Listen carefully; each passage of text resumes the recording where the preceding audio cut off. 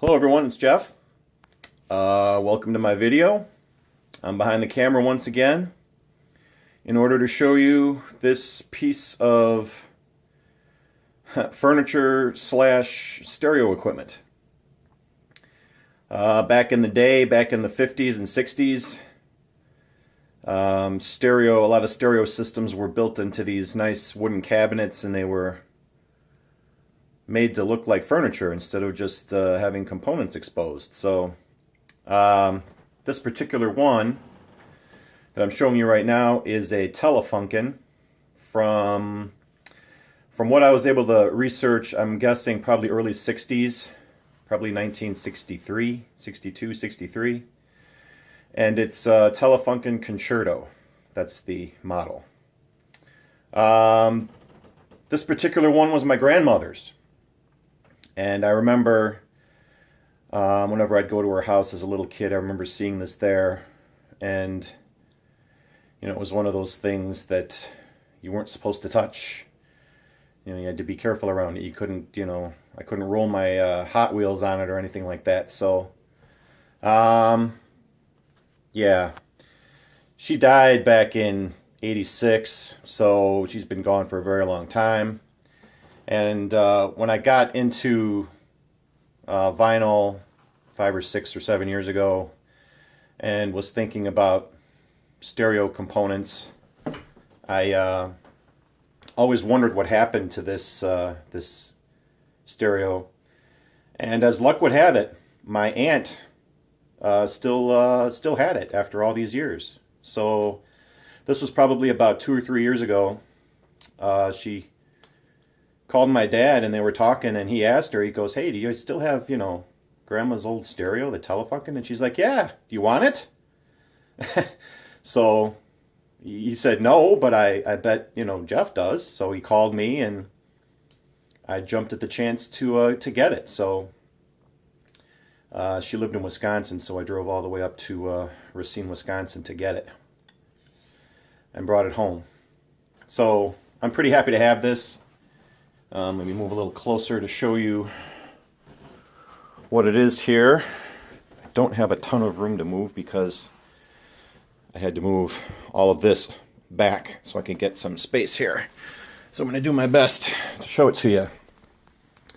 Yeah, it's a stereo with a record player in it.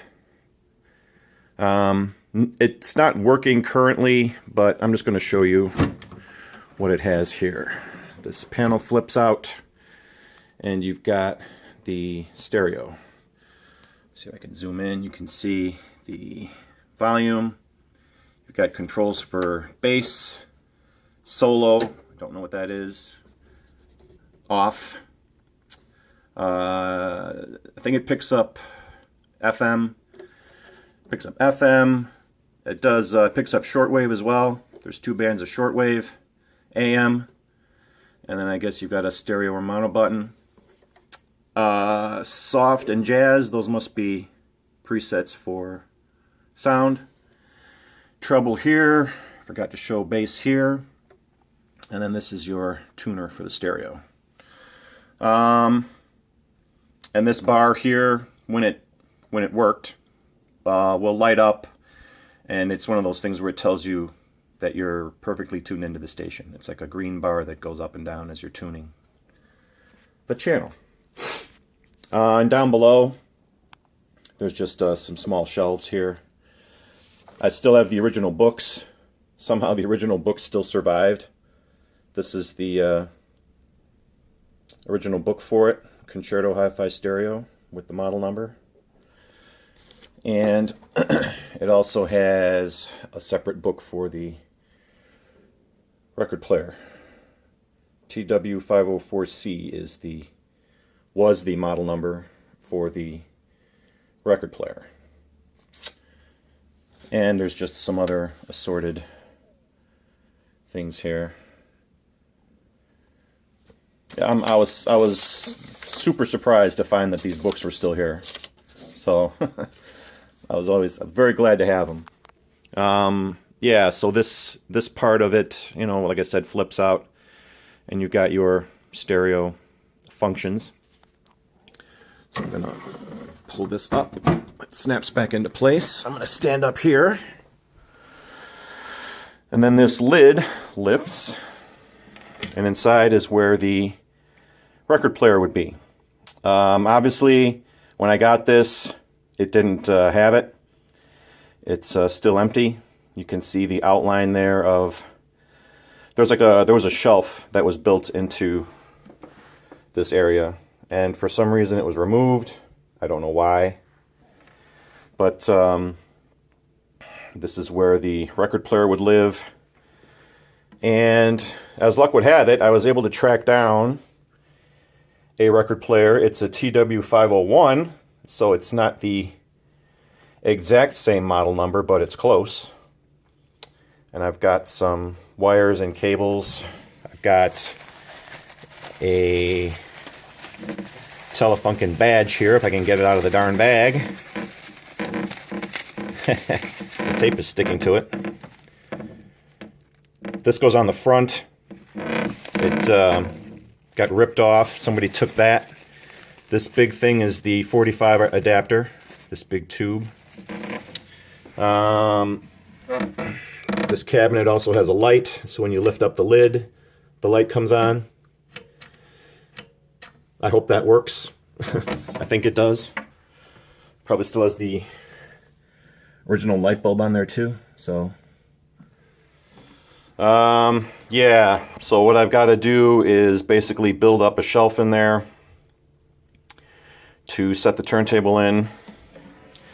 Let me show you that. I was able, like I said, I was able to find one. And I stuck it here so I can show it to you. It's a little guy. It's an idler wheel turntable. Well, this isn't really a turntable. It's more like a record player because this here's a template for the bass, but as you can see, there's no bottom to it. So it just rests on springs here. You can see it. There's springs where it's supported, but there's no bottom. You just have the guts of it right there, which is why there was a shelf built up in there to give this some space to move and work. So, I'm assuming this works. Like I said, I haven't had the chance to install it or hook it up. It's got this gigantic tone arm with a big old needle on it. It's got speed control here, and I don't know if you've ever seen this before, but it plays 33, 45, 78, and 16 RPM. I've never seen a 16 RPM record. I don't know what those even look like, but the switch moves. I don't know if this dial is supposed to turn. You know, I haven't really played around with this all that much. I don't confess to being an expert on old electronics, but you can see there it's got a nice, still a nice shape, a nice label there. So someday this will eventually live in there and will eventually play again. Yeah. I'm going to pause the video here for a quick second. I'm going to show you the back side and show you what the speakers look like here. So hold on one second. Okay, we are looking at the back side here. As you can see, I've got the back panel taken off here, so you can see that there's a decent amount of speakers down here.